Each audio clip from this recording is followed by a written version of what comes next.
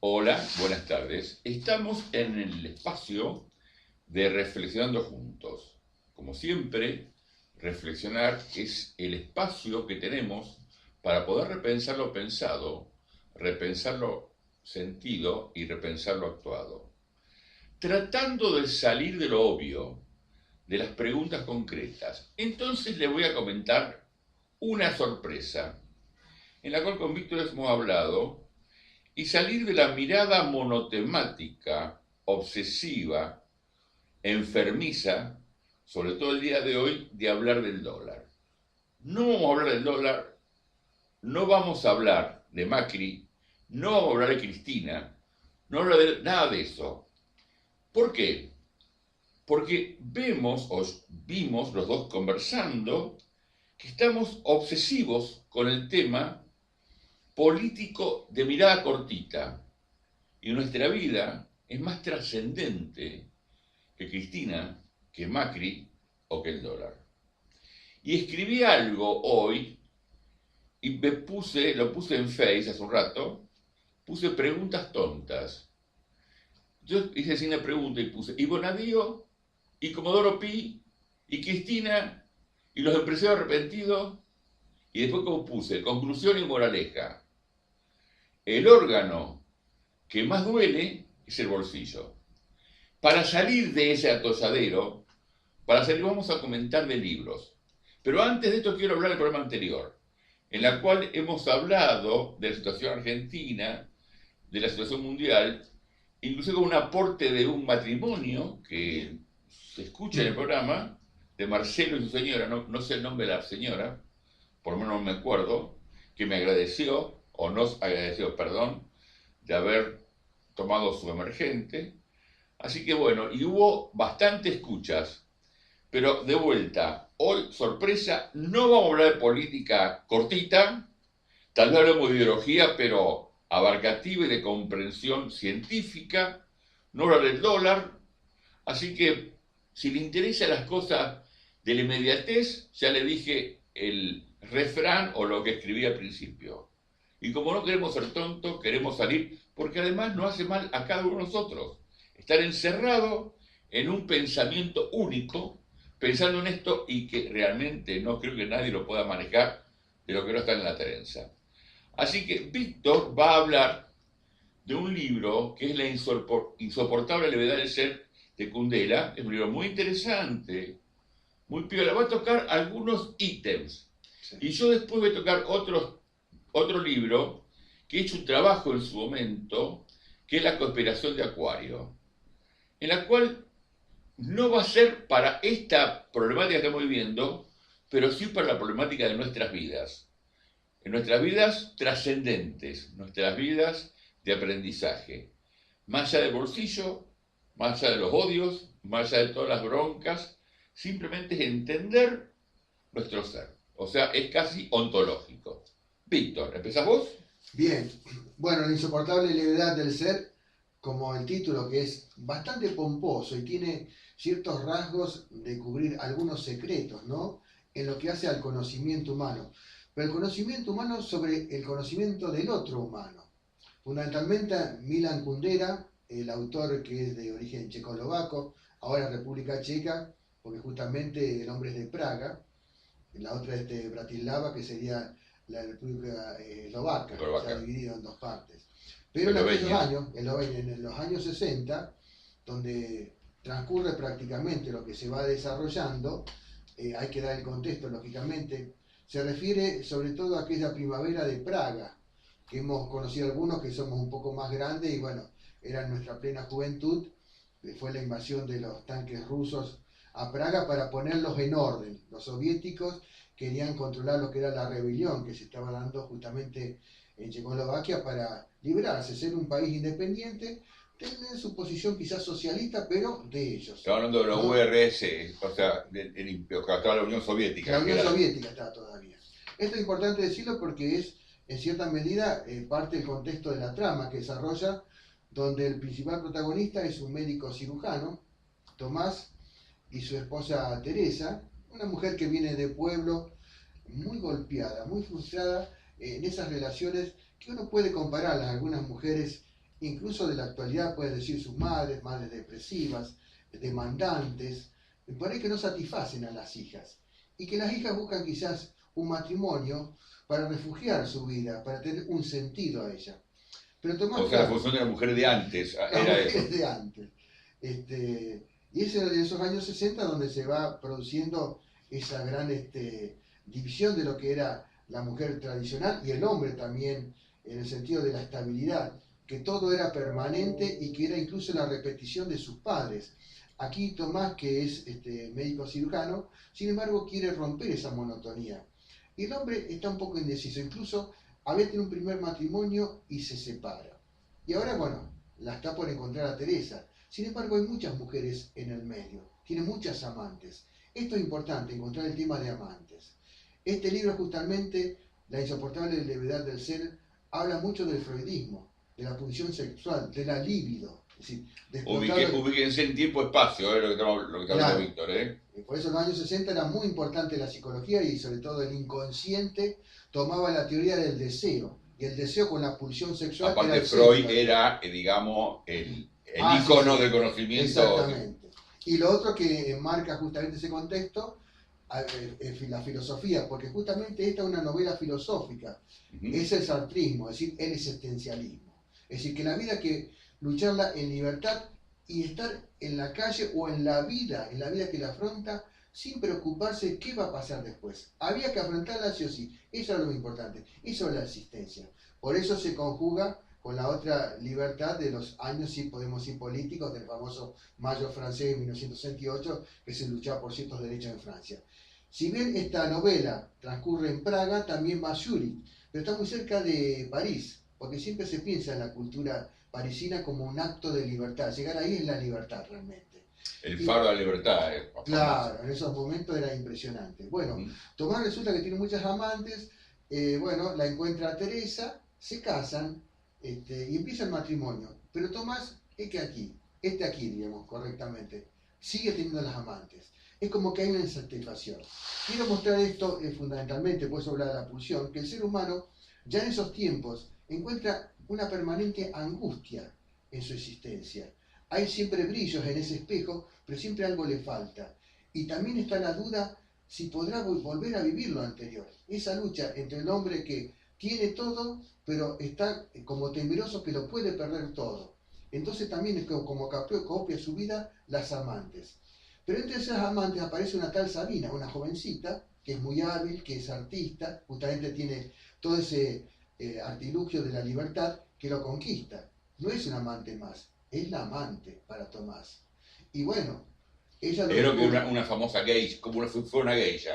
Exactamente. O sea, que le da todo el placer a los claro, especialistas en dar placer al le hombre. da el placer al hombre, porque lo manejan de todo, no solo en los aspectos justamente más de la pulsión sexual directamente, si uno va a la cuestión De la sexualidad. sentirse, claro, en su piel, sino también en la proyección, en la creatividad, en las fantasías total de la vida. Él siente que lo motoriza esa mujer. Es cierto. La motoriza. Lo motoriza, lo mantiene vivo. Porque Exactamente. un hombre maduro. Exactamente. Un hombre de 50 años. Exactamente. Póngale usted más o menos. Y en aquel momento era viejo, 50 claro, años. Exactamente. Y esta Sabina, claro, no es tampoco una quedada. Aparece otro personaje, Franz. Franz que es un profesor universitario y que también es amante de Sabina. Ahí qué pasa, ya son cuatro. Es una lucha, realmente no es como estas dobles parejas como el que se... Swinger. No son swinger. No. Pero está el amante y los dos. Pero lo primero es que Teresa descubre que él la engaña y se separan. Ahí sí se separan. Ella se va a vivir a Suiza, él sigue todavía en Praga y ella se dedica incluso a tareas domésticas, fíjate vos. E incluso, fíjense en esto la Pero tarea doméstica, perdón, yo te aclaro, tarea doméstica para afuera, no en su casa. Exactamente. O sea, como sería una doméstica. Claro, trabaja incluso en un bar y demás, y conoce a un ingeniero, justamente un profesional, es decir, busca también la intelectualidad del que ha sido su marido. Pero ella quiere investigar qué es eso de la pulsión, sin cuestionarse qué es la pulsión, sino cómo este hombre me deja a mí, quizás por una casquivana, porque siempre, ustedes saben, esto la mujer lo va a saber analizar hasta mejor que nosotros, esa competencia que sea entre ellas, ¿cómo eligió esta? ¿Quién es él? Porque siempre las mujeres se preguntan quiénes somos nosotros y se siguen preguntando hasta lo último. Y es importante, te le digo a las mujeres y a los hombres también, manejar ciertos secretos o ciertos misterios. Uno se abre pero no se abre totalmente. A veces ciertos secretos de los seres humanos implican que dan la otra libertad para que lo sigan investigando. Porque la mujer sigue teniendo esa inquietud del hombre, no del hijo. Porque si no, cuando uno viene grande, después las mujeres son como las madres nuestras y nosotros los hijos. Se termina toda ahí, ya nos conocen, hay que darle al nene todo esto, aunque seamos grandes. En este caso, Sabina igual encuentra que este hombre mayor es mucho más que Fran. Y empiezan las peleas, las luchas, las discusiones. Porque Fran también tiene otras amantes. Nadie se queda quieto en todo esto. Es como que el marco es referencia de insatisfacción en una sociedad que decimos que está luchando por libertades. Hablamos del proceso en Checoslovaquia. Perdón, te doy una pregunta. Vos hablás de satisfacción y yo hablaba de búsqueda. Cuando lo leí, Ah, hablaba que, fíjate vos, o sea, sí. para mí no es insatisfacción, sino búsqueda de completud. Es mi lectura. Claro, Pero... yo le daré la interpretación, quizás yo acorto un paso. Vos das el paso correcto, así que la búsqueda era para satisfacer y el resultado es la insatisfacción. Por eso el eterno retorno, eso. En definitiva tiene que ver con eso, la insoportable levedad del ser. Por eso en la búsqueda y después no satisface. Claro. Y... Perdón, materiales. disculpame que me metí, No, pero... favor, está perfecto. Pero después igual las vueltas hacen que el matrimonio se encuentre, para ser un poco más breve, porque si no esto se nos va hasta mucho más, como decir, el regreso, el retorno a eso que es estable, que en definitiva va más allá de lo que es lo material, porque en definitiva él es poderoso, sigue siendo cirujano, ella, bueno, lucha por su vida, ve que lo material tampoco sirve, pero ve que ese ingeniero con el que ella se acostó tampoco le trajo nada bueno, es decir, que esto no lo pudo calibrar como que era algo necesario para ella. Y vuelven y se reencuentran en matrimonio. Y tratan de, bueno, de continuar, de ver a dónde pueden apuntar. Sin embargo, insistimos, Tomás sigue en su propio camino teniendo amantes. Pero también él entra en una caída muy fuerte, porque él justo se enfrenta al régimen, porque también va a la universidad y protesta contra los nuevos tiempos políticos, y es desplazado de su puesto. Y terminan, ¿saben qué? Limpiando vidrios. Es decir, él llega a otro sitio. Era un médico, cirujano. Claro, contó una historia, viste, bien cargada de éxitos y demás, respetado en su sitio, y termina casi prácticamente pisado por la propia historia que le va tocando, el momento histórico que le toca. Va pasando que ahora aparece un hijo, el hijo que se llamaba Simón. Simón, y fíjense en ustedes, un padre que se ocupa de sus cosas, y lo pongo así, como que se olvida de la respetabilidad de su familia. También Frank, el que era amante del amante de él, de Sabina, fíjense cómo se cruza la vida, también ha despreciado a su propia esposa y a sus hijos, los ha rechazado. Pero él ya está muy alejado y tiene amante que es Sabina. Pero Tomás, que sigue con Sabina, sin embargo, él piensa en su hijo, siente algo como una especie de remordimiento, pero no puede acercarse. Tienen que ocurrir ciertas cosas. Pongamos que siguen las historias, por un lado lo hacemos rápido, Franz pierde a Sabina porque Sabina, la amante de Tomás, se queda con él, lo deja de lado. Y él se va a un sitio donde le prometen que va a tener una gran aventura. Otra manera de las búsquedas, como bien decimos, a Camboya. Se marca el tiempo político, uno se acuerda de Khmer Rouge en Laos.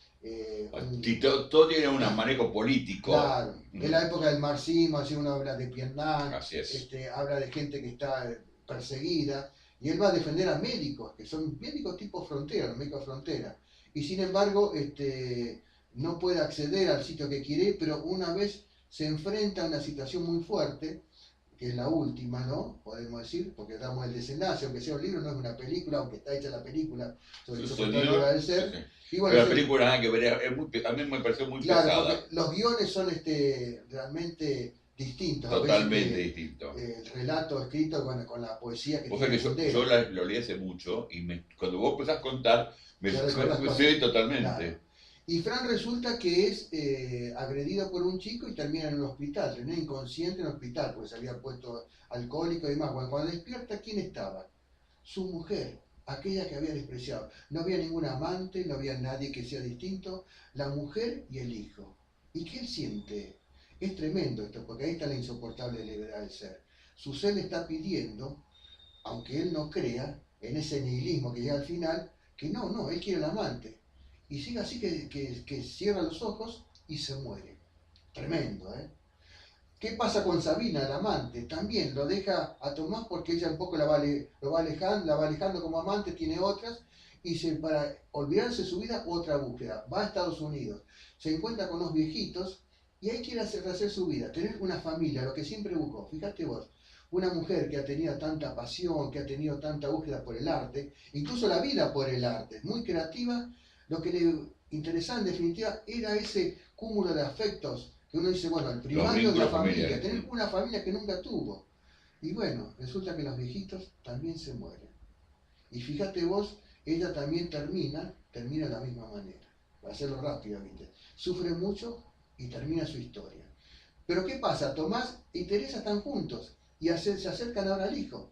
¿Pero por qué se pueden acercar? Porque hay una perrita, Karenin se llama, que la perra, fíjate vos, quizás cuando ellos estuvieran separados, y esto me pasó a mí personalmente, cómo se encarían las mascotas con los dueños. Por ejemplo, mi perro, lamentablemente, tengo que contar esta historia personal, se encariñó mucho con mi señora, era ella que mandaba. Y cuando ella enfermó de cáncer y falleció, el perro, el Jerry, le dio el nombre y todo, tuvo un tumor también y murió. Fíjate vos. Lo que le pasa a esta perra, Karenin, que es un poco la que unió esas vidas, a Tomás y Teresa, ese matrimonio original que no andaba, el médico y su señora que era de campo, humilde, no funcionaba, estaban unidos. Y a su vez acercaron el afecto del hijo Simón, porque era el contacto también. El hijo había llevado a la perra y justamente pudo acercarse de manera y tener un diálogo con los padres. Y estaba feliz, pero esa felicidad duró poco, 4 meses. A los 4 meses, un accidente fatal, mueren Tomás y Teresa. Ahí termina. Pero nos muestra justamente ese eterno retorno que tenemos para la enseñanza de lo que es la insoportable levedad del ser, que a veces las búsquedas, ¿no? Son con quimeras que tienen que haber más alejado de nosotros y no nos buscamos interiormente. Es la lucha entre el cuerpo y el alma, en definitiva. ¿Cuál le predomina? O si las dos se pueden integrar, sería la gran pregunta, ¿no? Si las dos pueden tener vida. Y sirve para estos tiempos, ¿no? Donde está esa levedad también, donde más bien nos conducen, nos quieren apretar otras situaciones y nos descuidamos al alma, que se expresa a veces en los amigos, que se expresa en la familia, en la pareja, en los hijos, en las cosas que realmente amamos. Creo que eso en general es... Está bueno, muy bueno, muy bueno.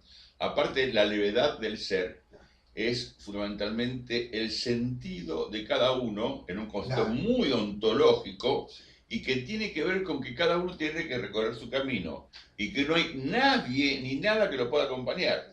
Y que además, a mí siempre yo cuando leí ese libro me acordaba, o después cuando una vez lo releí, me acordaba de que siempre uno puede tener ocasionales compañeros de ruta. Sí.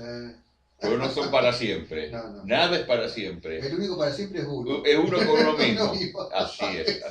Que a veces se pone muy pesado. Sí, no quiero más ese que está contigo.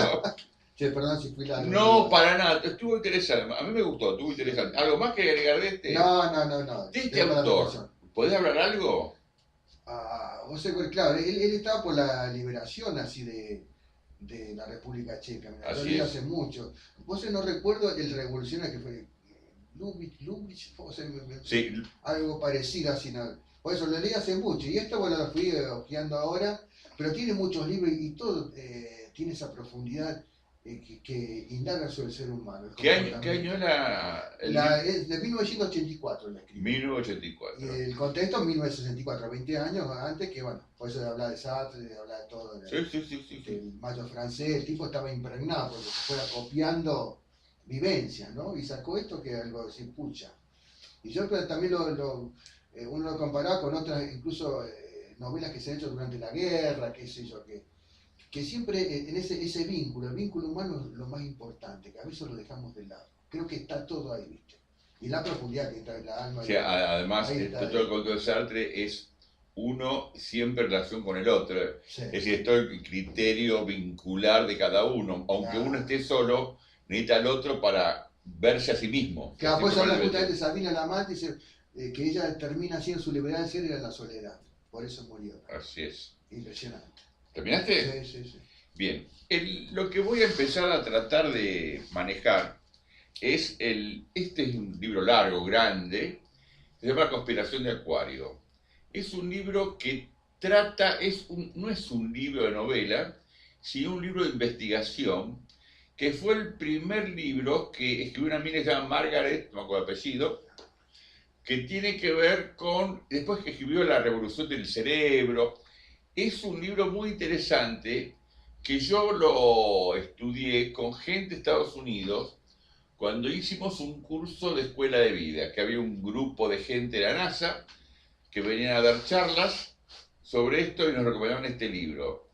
Y después otro muchacho, Richard, tampoco apellido, que hicimos amigotes, y un libro interesante para mí.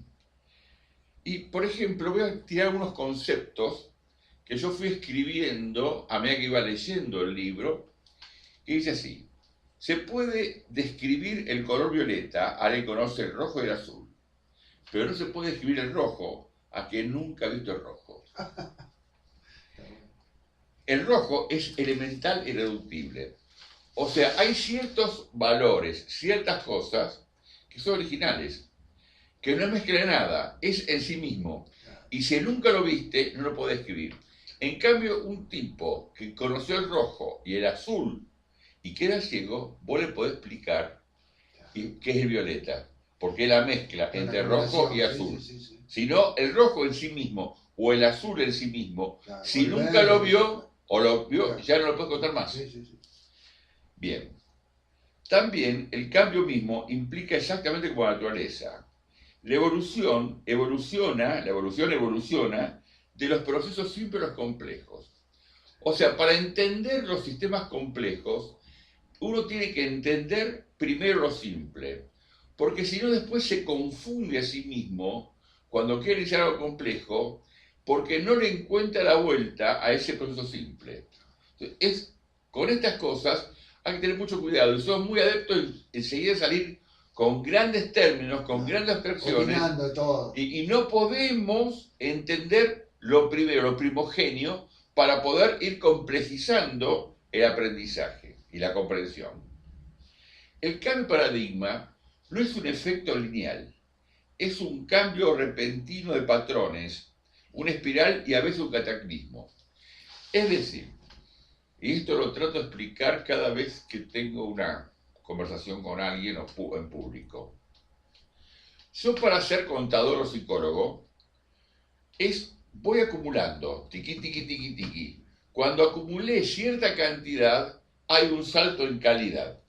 Hay un cambio de paradigma. Por ejemplo, para ser profesional de la que sea, uno va a una materia, 2 materias, 3 materias, 5 materias. Cuando terminó la última materia, cambia la calidad del ego a profesional. O sea, el proyecto, el doctorado, se acumula y entonces se produce un clic dentro de uno en la cual empezás a conectar y a contactar materias que aparentemente no tienen nada que ver una con la otra, y podés tener una mirada mucho más integral. Porque necesitas ver de a una por vez. Pues mucha gente dice, pero yo para qué quiero estudiar filosofía en ciencia económica, o para qué matemática, quiero... Claro, entonces después, cuando uno acumulando toda esa información, hace el famoso clic. Entonces, por eso el cambio de paradigma, y por eso es un tipo cataclismo, porque era esto. Porque si no entendés cada cosa independiente, después el sumum no lo podés comprender. Si despertamos el flujo de la alteración de la propia conciencia, aumentamos el cambio. La síntesis, cuando uno tiene síntesis, engendra más síntesis. Es decir, cuando uno va logrando un conocimiento, viene así, uno logra una tesis. Pero esta tesis, cuando uno logra síntesis, antítesis y síntesis, o sea, la tesis, cuando uno logra una cierta síntesis o tesis de algo, aparece indefectiblemente la antítesis. Claro. Y hace un nuevo proceso para comprender otra síntesis en la cual está engendrado ambas partes del conocimiento. Es un poco lo que comento. Claro, la tesis definida se transforma en hipótesis después. Hipótesis, síntesis, exactamente. Sí, señor. El cerebro humano tiene ilimitadas posibilidades de cambio de paradigma. Cuando uno se anima a ir cambiando permanentemente situaciones, los paradigmas que hasta ayer eran ciertos, dejan de ser ciertos. Aparece nuevo. Por eso la persona que está en cambio permanente, lo que hasta ayer era el piso, puede ser un techo. O al revés. Entonces, vos nunca, cuando uno está en evolución y en conocimiento y en crecimiento, no tiene nunca nada fijo, nada firme. Porque todo está en cambio permanente. No hay nada fijo y para siempre. Puede ordenarse y reordenarse a sí mismo y es capaz de integrar y trascender antiguos conflictos. Pero se aparecen indefectiblemente nuevos conflictos. Por eso, una vez escribí algo así. En la persona que duda, no, cuando uno más sabe, más duda. Sí. Y cuando puedo dudar, más aprendo. Porque no hay vuelta. Por eso la gente que es no socrático, solo sé que nada sé. Claro, pero después es dialéctico, Claro, porque claro, en tanto y cuanto la gente cree que la tiene toda clara y no la tiene clara, tiene que ir permanentemente dándose cuenta. Cuando más sabe, menos certezas tiene. Claro. Por eso la gente que no tiene demasiado conocimientos sentencia, no habla, parece que tuviera palabras en bronce. Y el tipo que realmente es un sabio, habla tranquilo, Aparte, pausado. Aparte esa gente te dice, esto es de sentido común. Eso no. Ahí sonamos. Se estructuró. Ya está. No hay, y no hay sentido común. No hay ni sentido ni común por ahí. Claro. El estrés personal, lo mismo que el estrés colectivo de otra época, es tan debatido el sol del futuro. Puede convertirse en agentes transformadores una vez que sabemos cómo integrarlos. En esto quiero también, cuando a veces hablo, digo, los artistas son los embajadores del futuro. Los artistas en general. Sí. Porque o sea, también puede ser o embajador del futuro o que provocan el futuro. Es una ida y vuelta. Pero un tipo como Julio Verne, cuando hizo el dibujito del helicóptero o del submarino, yo puedo decir, a ver, ¿cómo este tipo captó esta idea? Yo no puedo decir, no, pero uno se basó en esos dibujitos para hacer, de verdad, el submarino o el helicóptero. Pero lo que pasa es que hay artistas que pueden ver agujeros en el futuro. Y acá se produce una gran contradicción. Si hay un futuro que alguien puede ver ese futuro, es porque hay una permanente, digamos, hay un determinismo histórico en la cual va a suceder lo que tiene que suceder. Porque si alguien lo pudo ver y sucede después de eso, es porque existía antes de que existiera. Claro. Parece complejo. Sí, es un juego de palabras, pero no es un juego de palabras, sino es muy difícil. Profundo. Por eso, pero hay gente que dice, no, lo que pasa es que el que lo vio y el que lo puso provocó que suceda. Y es como siempre, el determinismo y el libre albedrío es que produce esta contradicción. ¿Cómo estamos en tiempo? Estamos medio... 3 minutos más pues no quiero cargar demasiado. Vamos a seguir el próximo programa, porque es largo. Cuando tratamos nuestras tensiones en forma directa, cuando intentamos ahogarlos o vacilamos entre ellas, vivimos en forma indirecta. Nos escabullimos de la transformación.